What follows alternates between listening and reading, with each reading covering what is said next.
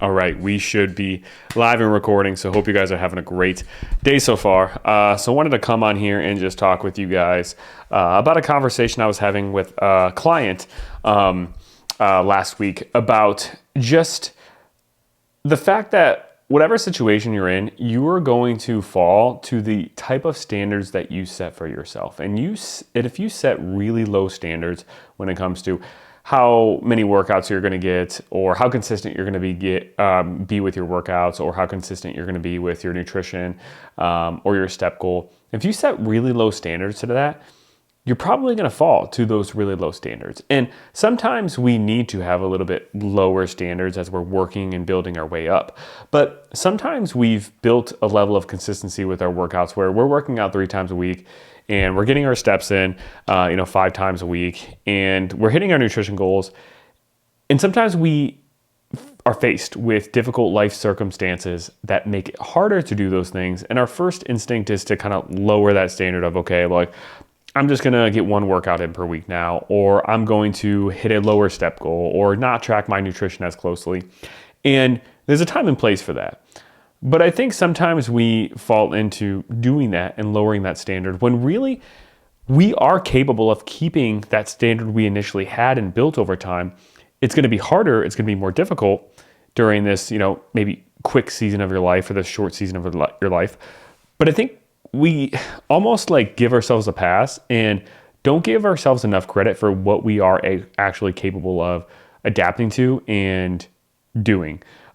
So the example I was having with this client was, this client is around 30-ish, 28 to 30-ish weeks pregnant. And we've been working together all throughout her pregnancy. Even before her pregnancy, she lost about 20-ish pounds before she even got pregnant, and then got pregnant and has been going through pregnancy, just implementing a lot of these same habits, behaviors, gaining weight at a healthy rate, and so on. And we're setting her up for a ton of success then after the baby comes, for us to continue this and then to start, getting in the best shape that she's ever been in after that.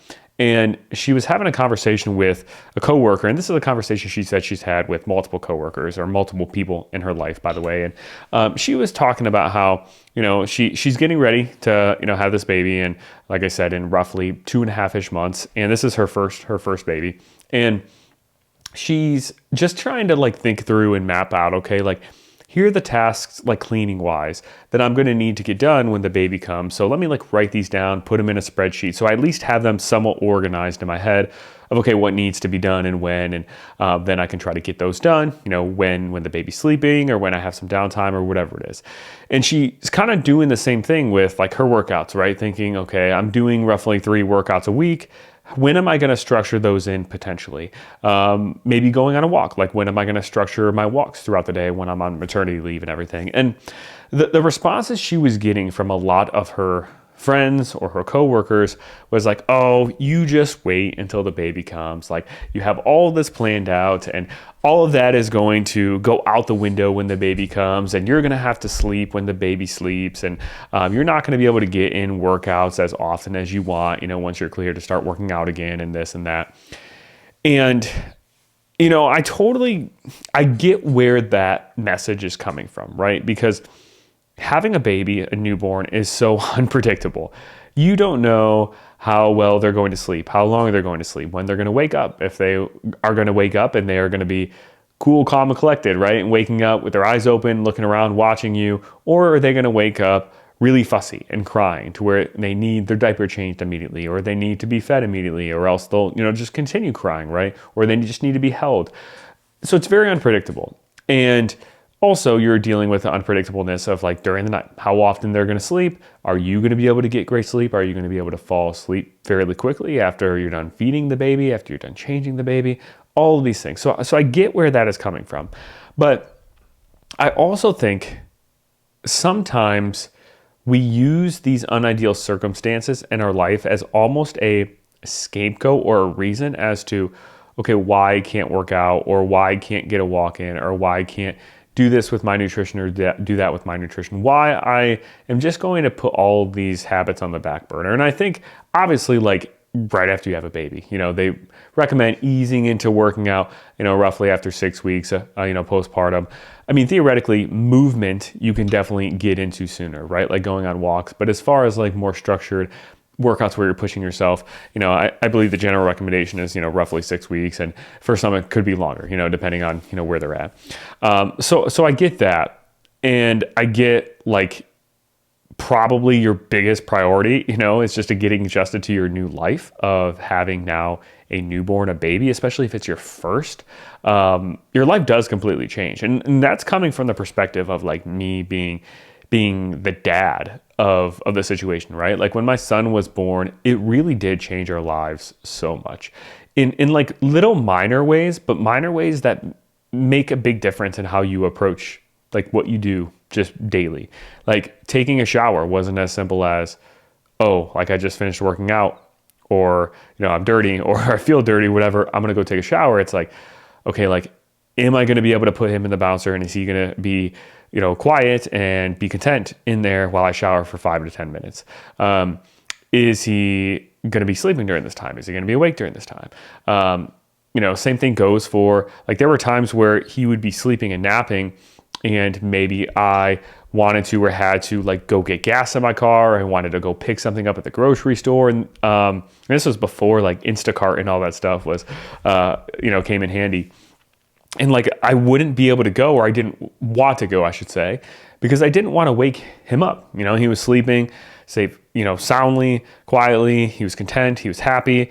Like, I don't know if I want to do that, put him in the car seat and put him in the car, potentially wake him up and, have him screaming, fussy and all this stuff when he is content now. So let me not even just go to the gas station 5 minutes down the road and pick something up. Let me not do that. Let me just stay at home because of that. So there are little things there. And also just like, at home after work, when you're, a married couple or a couple in general living together and you don't have a baby, you can just turn on whatever TV show, stay up as late as you want. And you don't have to worry about like, what the baby's schedule is like of, does he want to eat? Does she want to eat? Does she want to sleep? Does she want to be held? This and that. So there's so much that changes, right?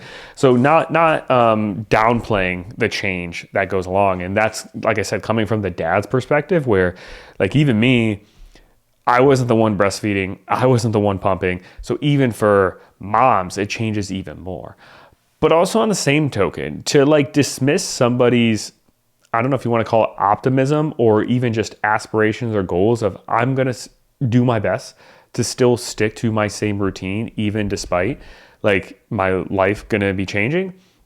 I don't think that's right. I don't think that's right to put somebody else's idea of that down and to discourage them, right? Because who knows?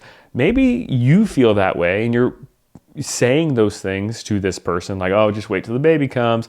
You're not going to be able to work out. You might as well just not even worry about it until, I don't know how long, right? Because this client too, by the way, like she is planning on being a stay-at-home mom, which is amazing.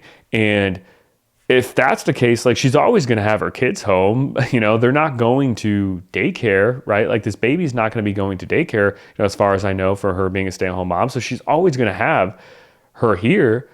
So what is she going to do? Just not work out and not prioritize her health until her kid eventually, when they're, maybe preschool age, goes to preschool or wherever they, start school first? Like, no, like she's going to have to learn how to get workouts in, even, in between like feedings, in between the baby napping, in between the baby being content in the swing. And it's going to have to happen. So like, I think people just have this mentality of it's not perfect right now. It's hard. It's busy. Let me just kick the can down the road and be like, I'll do it when I am 12 weeks postpartum instead of 6. I'll start getting back into working out like when it's this season of the year because it's a little bit quieter for this or for that. Or maybe, you have other kids and one kid's in sports. So I'll start working out once their sports are over with. But something is always going to come up. Something is always going to come up that is going to theoretically, quote unquote, get in the way of you doing the things you need to do to see progress. The workouts, the steps, the nutrition, the tracking your food, this, that. There always is going to be something that you can convince yourself is more important, or can convince yourself, hey, I'll focus on my health and my weight loss and my fat loss and my own goals and me being a priority. I'll focus on that later. And you know what happens? 2 months down the road, something else comes up. Something else comes up. Like in the terms of just like having a newborn, right? Like the first, month or so, like you got to give yourself grace, right? And if you miss workouts, it's fine. If you don't do this perfectly, it's fine. But it's hard during those first couple months, right? And then afterwards, a couple of months goes on, and you're like, okay, I'm finally getting into a routine. Let me start working out. Then all of a sudden now, like the baby starts crawling, and now the baby's getting into things more. And then all of a sudden the baby isn't napping as long. And then all of a sudden the baby's walking around, and then you have a toddler running and getting into things. And things are always going to evolve and get in the way. And you have to find a way to get those workouts in anyway, and get those steps in anyway, and track your nutrition if that's part of the goal that you have anyway. And it also like kind of hits hard too with my situation right now, because I'm kind of in the thick of it, quote unquote, a little bit with my wife. She's back at work, and Isla isn't in daycare yet. So Isla's home with me throughout the day. And obviously, like, I have client check-ins, I have client messages I'm responding to, videos for clients I'm filming, exercise demos. I have obviously like conversations with people who are interested in coaching. I have calls with people who are interested in coaching, calls with actual clients. I have my own workouts that I am trying to get done too throughout the day. And it's been tough. Like, I've been waking up super early to try to get my workouts in before Isla will wake up. And a lot of times she'll wake up earlier than expected. So now I'm going to get her and bring her down to the home gym to like work out while she's in her bouncer. But half the time she's like fussy if she's not being held. She's a very, my wife and I joke about this, a very high maintenance baby, we feel. Like, she doesn't do well just kind of sitting there most of the time. Most of the time she has to be held, and not just held sitting down, held standing up and like kind of rocking, like all the time. If she's not sleeping or she's not eating, she's got to be held standing up rocking. Like, that's just kind of, it is what it is. So like bringing her down, trying to, get a set in while she's, getting fussy. And then after I'm done with her set, picking her up, rocking her a little bit, trying to do the same thing when it's time to do my next set.